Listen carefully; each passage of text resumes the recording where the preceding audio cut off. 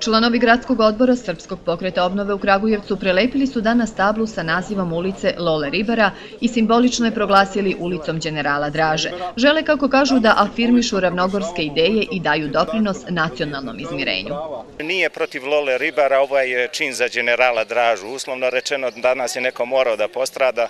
Ova ulica je lepa, kultno je mesto okupljanja Kragujevčana i smatramo da će baš zbog toga u svesti Kragujevčana naići na dobar odjek. Okupljeni Kragujevčani uglavnom su pozdravili promenu naziva ulice, ne mareći što nije zakonita.